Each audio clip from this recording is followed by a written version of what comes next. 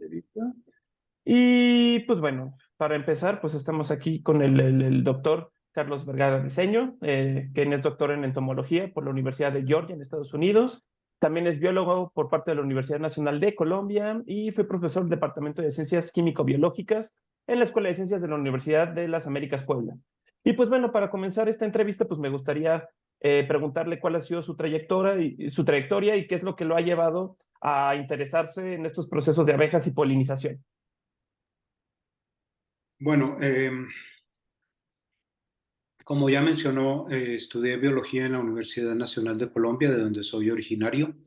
Eh, Muy temprano en mi carrera tuve la suerte de conocer a una investigadora que acababa en ese momento de regresar de Brasil, en donde había empezado ella a conocer a las abejas sin aguijón, especialmente también al problema de la africanización de la apicultura en Brasil.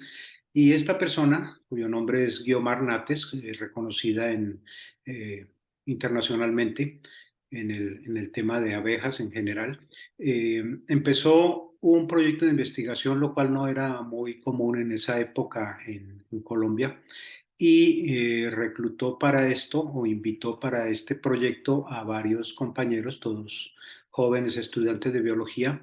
Estamos hablando de épocas prehistóricas, finales del siglo pasado, en los años 70. Y desde ese momento, más o menos desde 1976, empecé a conocer el fascinante mundo de las abejas en general, eh, desde el punto de vista primero de conocer la diversidad de abejas nativas de Colombia y luego posteriormente tuve la motivación de hacer un doctorado en el cual eh, trabajé con el proceso, con el fenómeno de africanización de la apicultura en México, que fue lo que me trajo a México, en donde vivo hace ya casi 40 años. Hace aproximadamente unos 30 años conocí a un investigador líder en el tema de polinización, el doctor Peter Kevan, de la Universidad de Guelph en Canadá, y entré a este otro mundo de la relación de las abejas con las flores, con la producción de semillas, de frutos, etcétera, que es esta relación de la polinización. Desde ese momento, hace unos 20 años, he estado investigando sobre este tema. Eh, en muchos de estos asuntos he sido pionero en México, por ejemplo, en cría de abejorros nativos para polinización de cultivos en invernaderos. También hice una investigación más o menos extensa sobre la importancia de las abejas en la polinización del café, de la producción de café. Y finalmente en los últimos años he estado colaborando en un proyecto de CONACYT y la Secretaría de Agricultura, donde hacemos una evaluación de la situación de los polinizadores en México y como parte de ese proyecto se produjeron los dos libros de los que vamos a hablar en esta entrevista como resultado de este proyecto, que es una interacción entre cuatro instituciones académicas de México: la UNAM, el Colegio de la Frontera Sur, la Universidad Autónoma de Yucatán y la Universidad de las Américas en Puebla, en donde fui profesor hasta hace 2 años. Ok, y hablando, bueno, más particularmente sobre las abejas nativas de México, me llama mucho la atención como el hilo conductor, ¿no? Empieza hablando sobre la importancia de la polinización, luego un término que se me hizo muy interesante, que es el enfoque bioeconómico, que aquí, que es como el valor económico del servicio de polinización, ¿no? En ciertas especies.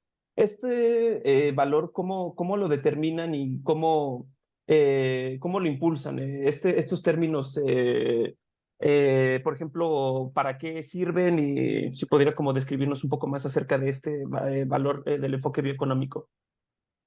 Bueno, el enfoque bioeconómico se refiere a valorar en dólares y centavos o en euros y centavos cuál es el aporte de cualquier especie animal a la polinización. Los humanos nos alimentamos principalmente de unos 200 a 300 especies de plantas, de las cuales son predominantes los cereales, que son el maíz, el arroz y el trigo. Eh, Como cosa curiosa, estos tres principales cultivos no necesitan de la polinización por animales, son polinizados principalmente por viento. Entonces, digamos que los carbohidratos los tenemos asegurados aunque no hubiera polinizadores. Pero pensemos en un mundo en donde solo tuviéramos que comer tortillas o pan. Primero, es muy aburrido. Segundo, no complementa nuestra dieta. Nosotros necesitamos muchísimos otros nutrientes además de carbohidratos. Eh, si pensamos, por ejemplo, en que nos alimentamos también, la mayoría de los seres humanos nos alimentamos de carne de animales o de leche o de productos lácteos.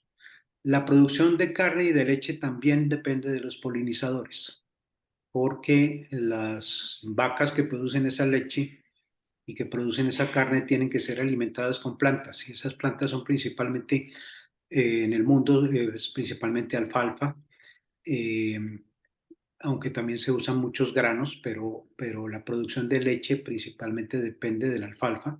Yo vivo en un estado en Puebla que es muy importante como productor de lácteos y en donde el cultivo de la alfalfa es importantísimo y para cultivar alfalfa se necesita semilla. Para que haya semilla de alfalfa tuvo que haber polinización y la polinización de la alfalfa es un tema muy especializado desde el punto de vista de que las abejas que son muy eficientes para que las plantas de alfalfa produzcan semillas son abejas solitarias. De, Especialmente se ha cultivado o se ha creado una especie, los canadienses son pioneros en este tema, una especie de abeja solitaria que es muchísimas veces más eficiente que las abejas de miel, las abejas más comunes, para producir eh, semillas de alfalfa, porque la planta de alfalfa tiene una particularidad y es que cuando las abejas se posan sobre la flor dispara una parte de la planta y les pega en la cabeza a las abejas y eso no les gusta a la mayoría de las abejas. Pero hay abejas que han evolucionado para adaptarse a este mecanismo y aprovechar el polen y el néctar de la alfalfa y a la vez producir muchas semillas. Entonces, cuando va uno adentrándose en estos fenómenos específicos interesantísimos de la producción de semillas en las plantas, se da cuenta de que las abejas en general, de las cuales hay unas 20.000 especies en el mundo y unas 2.000 especies diferentes en México, son los mejores polinizadores porque han coevolucionado con las plantas con flor para aprovechar los recursos de las plantas y para que las plantas a su vez aprovechen a las abejas como polinizadores. Entonces vemos que como los humanos nos alimentamos de plantas, de los productos de las plantas, directa o indirectamente, las abejas o los polinizadores en general tienen un valor económico. Un valor bioeconómico quiere decir que son seres vivos que le dan a la humanidad un valor económico. ¿Y cómo medimos el valor bioeconómico de las abejas, por ejemplo? Eh, los investigadores que trabajamos en estos temas medimos qué pasa cuando las plantas son polinizadas libremente o cuando se impide que las abejas, por ejemplo, visiten las flores de una planta, qué diferencia hay en la producción.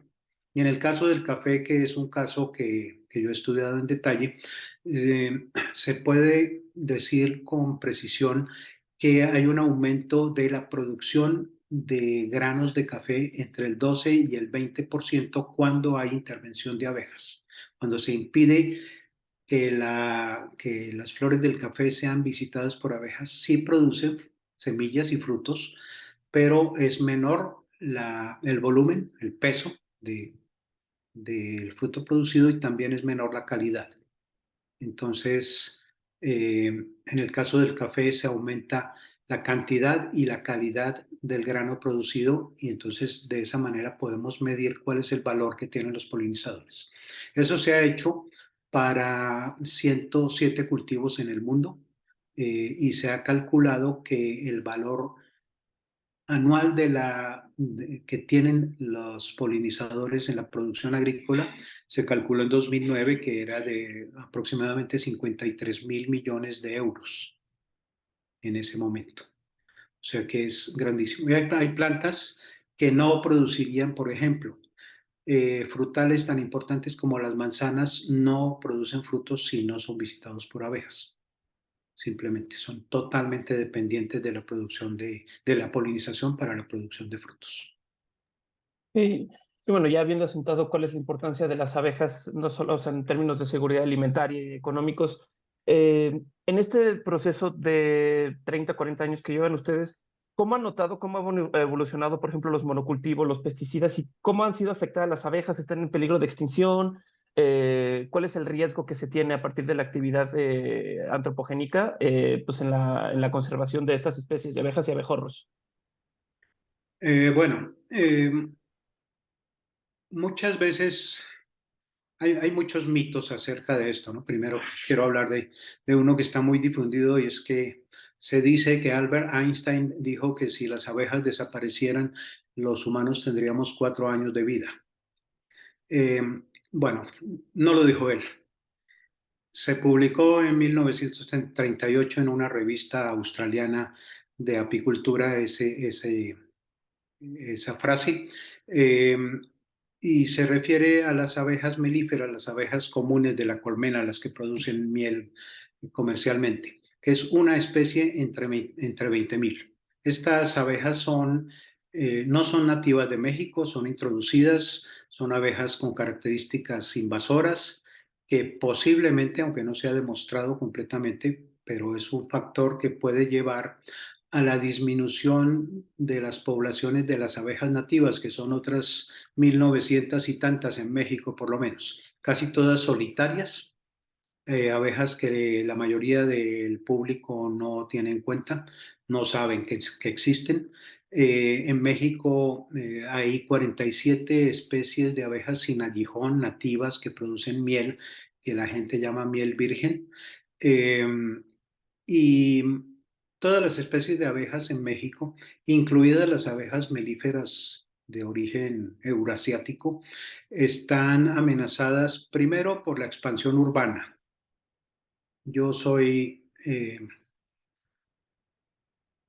sido perjudicado directamente con esto porque soy también apicultor en pequeña escala y tuve que irme del lugar donde tenía las abejas porque el crecimiento de la zona de la mancha urbana en el Valle de Puebla es incontenible.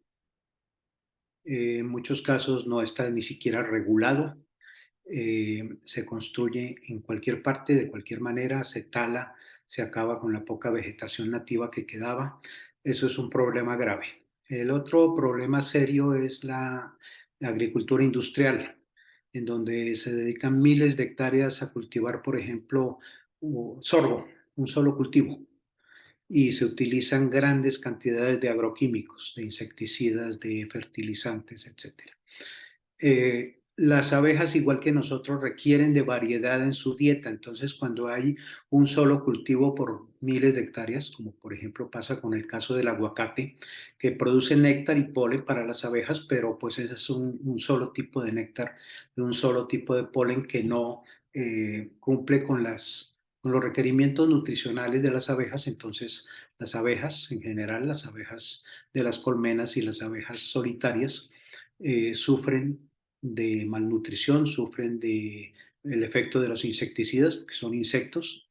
Los insecticidas no son, los insecticidas comerciales que se utilizan a escala industrial no hacen diferencia entre insectos dañinos e insectos benéficos. Entonces, también es un factor de riesgo para las abejas. La tala de la vegetación nativa también es muy importante. Entonces hay tala en todas partes. El caso de Michoacán es muy significativo, en donde se están reconvirtiendo o se están convirtiendo bosques nativos, ya sea primarios, es decir, la vegetación original, o secundarios, o sea, la vegetación que se ha recuperado después de la agricultura, se están convirtiendo en inmensos desiertos sembrados de aguacate, ¿no? Porque el aguacate tiene mucho valor comercial, la fruta, que irónicamente necesita de las abejas para ser polinizado y producir. Entonces, esos son los amenazas graves, ¿no? El avance de la agricultura industrial, el uso indiscriminado de agroquímicos, el avance de la mancha urbana en muchos lugares. En general, el crecimiento de la población humana lleva a esas cosas, ¿no? Y pues bueno, la pregunta que seguiría es, ¿qué se hace? O sea, ustedes hacen como campañas de concientización, de divulgación, ¿qué se hace para, bueno, aparte por supuesto de la catalogación, de la identificación de las especies, ¿se está haciendo algo como para contrarrestar esto, como para hacer como un rescate de las abejas, sobre todo nativas en México? Sí, cada vez hay más personas interesadas en el tema y hay un tema que no es mi área de trabajo específicamente, pero que conozco más o menos bien, y es el establecimiento de jardines para polinizadores, que pueden ser simplemente una franja de 2 metros por 4 que mucha gente tiene en sus casas, un jardincito que en un momento originalmente era pasto, se puede ir reemplazando por plantas que son atractivas para los insectos, para los colibríes, inclusive para los murciélagos en algunas regiones. Se pueden hacer pequeños jardines. Cualquier persona que tenga un pedacito de tierra, inclusive en macetas, en un balcón en la colonia Condesa en México, se puede hacer un jardín para polinizadores, aunque no sea la Condesa, cualquier otra colonia, donde haya un espacio donde se puedan tener plantas que produzcan flores que les permitan a los polinizadores alimentarse. Es, eh, mm, es un tema que cada vez es más común que la gente oiga hablar de este tema. Hacerlo requiere, primero, decidirse a hacerlo, conseguir las plantas correctas. Hay información en la página de Conavio, hay un documento en donde se recomiendan especies de plantas para cada región del país. Eh, y si uno tiene más tierra o si tiene más tiempo, puede hacer jardines de polinizadores más complejos, más completos. Eh, la agricultura industrial podría aportar un poco, modificando el manejo de tal manera que un porcentaje mínimo de la tierra que utilizan lo dejen sin cultivar y se permita que regresen las plantas nativas de los lugares. Además de que esa tierra también sirve para que las abejas, especialmente las solitarias, y los abejorros puedan nidificar en el suelo, hacer nidos en el suelo y, y reproducirse. Entonces, con pequeños cambios que no son tan radicales, se podría eh, recuperar y ayudar a que vuelva a haber una buena diversidad de polinizadores y también poblaciones más grandes. Y con respecto, por ejemplo, al monitoreo que ustedes o que se hace a nivel nacional o local sobre las abejas, ¿cómo es este proceso de catalogación y de monitoreo de las abejas? ¿Ustedes, cuál es el proceso que ustedes llevan a cabo para llevar esta identificación y después, bueno, la catalogación como tal? Bueno, hablamos del primer libro, el Atlas de los Bombus de México. Atlas es una palabra bastante ambiciosa, ¿no?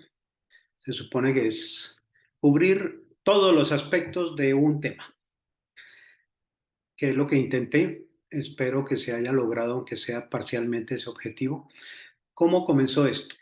Desde más o menos desde comienzos del siglo XX, exploradores, biólogos, principalmente taxónomos, que son los biólogos que se dedican a catalogar la diversidad de la vida, eh, venían a México porque generalmente eran extranjeros, europeos, estadounidenses, colectaban animales en muchas partes del país, se los llevaban a sus museos y se sigue un procedimiento de conservación, se ponen los insectos en unos alfileres especiales, se les da una etiqueta que llamamos de colecta, donde dice en dónde, cuándo y en qué circunstancias fue colectado el animal. Y luego, cuando se tuvo ya suficiente diversidad o suficiente número de individuos colectados en los museos, empezaron a decir, este ya lo conocemos, este lo catalogó Linneo en 1753 y es la abeja melífera, que él le puso un nombre en latín, Apis mellifera. Este otro es un abejorro social que se llama Bombus tal. Eh, entonces ya había, durante el siglo XX, digamos, se desarrolló la base de la taxonomía para el conocimiento parcial de la diversidad mexicana. En el caso de los bombus, en 1994 se publicó una primera revisión en donde se incluían aproximadamente 18 especies. Casi todas las especies habían sido descritas fuera de México. Empezaba en ese momento a haber una generación importante de biólogos mexicanos dedicados a este tema. Eh, en esa época más o menos había yo llegado a México. Eh, entonces, perdón, dije 94, 91, no hay mucha diferencia, pero digamos que hacia el final del siglo XX empezó un auge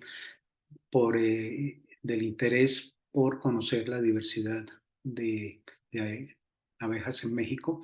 En el 93 se publicó una obra muy importante que catalogaba todo lo que se sabía hasta ese momento de la diversidad de abejas en México. Desafortunadamente, los científicos no somos muy buenos divulgadores. Entonces yo sé eso y posiblemente otras 20 o 30 personas en el país lo sepan, pero el gran público no tiene ni idea y realmente no le interesa, ¿no? Porque no lo toca en su vida diaria el hecho de que haya 2000 especies de abejas en México. A la persona que tiene que andar corriendo en el metro para llegar a su trabajo, etcétera, no tiene ninguna relación con su vida directamente. Aunque sí la tiene cuando va a comer, ¿no? Como ya vimos. Eh, entonces, se tenía esa base y luego empezó un gran trabajo de colecta por todo el país hace unos años por parte de un equipo de biólogos del Colegio de la Frontera Sur. El Colegio de la Frontera Sur tiene una base de datos muy completa sobre la diversidad de abejas en México, de donde salió la mayor parte de la información que está en el Atlas para los Bombus de México. Ellos tienen esa base, los identificaron, es decir, dijeron, pertenece a esta especie que ya se conocía o es una especie nueva, que es un aspecto que no incluimos en el Atlas porque no se han descrito todas las especies de abejorros de México. En alguna parte del libro yo menciono que puede haber entre 20 o 50 o más especies nuevas de abejorros en México y dirán, bueno, esta gente sabe o no sabe de qué está hablando, estos biólogos. ¿Por qué tanta incertidumbre, no? De entre 20 y 50 hay una diferencia muy grande, porque en realidad no los conocemos lo suficiente como para decir este es nuevo y este también, pero ¿son iguales o son diferentes? Entonces tenemos que entrar a niveles de organización de la vida mucho más finos, niveles moleculares, examinar el ADN de las especies eh, y hay mucho más trabajo que gente. No hay mucha gente que se dedique a esto, no hay muchos recursos económicos. Eh, Como todos sabemos, la investigación científica en México está sufriendo una gran transformación que no sabemos, espero que sea para bien, pero no lo sabemos. Eh, Esto que hacemos nosotros, por ejemplo, catalogar la diversidad, es ciencia básica, es decir, ciencia que no tiene una aplicación inmediata. Y la ciencia básica está siendo atacada por todos los frentes, ¿no? Ya solo se quiere que se haga ciencia aplicada y ciencia eh, siguiendo unos lineamientos dictados por gente que posiblemente realmente no sepa qué está haciendo. Pero bueno, tenemos esa base de datos. Sabemos en este momento que en México, con toda seguridad, hay por lo menos 23 especies de abejorros. Eh, de ese género, bombus, abejorros sociales que tienen una reina, obreras, que son polinizadores muy importantes de plantas. Tenemos 23 especies, de las cuales 22 son nativas. De esas 22, por lo menos 10 podrían ser criadas y cultivadas en el país. Una se ha probado de esas 10, pero la principal especie de bombos que se utiliza en agroindustria es traída del extranjero. Es lo que llamamos los biólogos exótica, introducida al país, porque se desarrolló su método de cría en Canadá y luego en Estados Unidos e inicialmente se traían las colonias desde Estados Unidos, ya se crían aquí, pero es una especie que no es nativa. Entonces, pues es paradójico, ¿no? Tenemos una riqueza más o menos grande de bombos, varias que podrían utilizarse. Eh, pero ¿por qué no se hacía? Porque no se conocían, era el primer punto. No se sabe qué tenemos. Entonces, ahora tenemos un mejor conocimiento. Espero que el libro que estamos publicando contribuya a que se empiece de una base firme. Tenemos esto, en el libro se dice las características de cada especie, cuáles podrían ser cultivadas, la importancia que tienen en la agricultura, en la ecología. Y otra característica de este libro de los bombos de México, que a mí me gusta mucho, aunque es puramente estética, es que tiene ilustraciones hechas por artistas, por biólogos que son artistas. Las 23 especies están ilustradas para que cualquier persona que quiera se lleve el libro al campo y diga, este bicho es este nombre. Entonces, en ese sentido, creo que es una aportación novedosa y espero que muy importante para México. Sí, justamente, no es lo que estábamos platicando entre nosotros, que una pieza de divulgación, ¿no? Acerca de Sí. lo que hay y también, pues, artística, ¿no? Porque justamente es lo que le da el plus. Y bueno, ya para terminar, ¿qué es lo que sigue para ustedes? ¿Qué es en lo que están trabajando ahora? Si tienen planeado una siguiente publicación, si van a seguir con este trabajo de catalogación, de identificación, ¿qué es lo que sigue en su trabajo?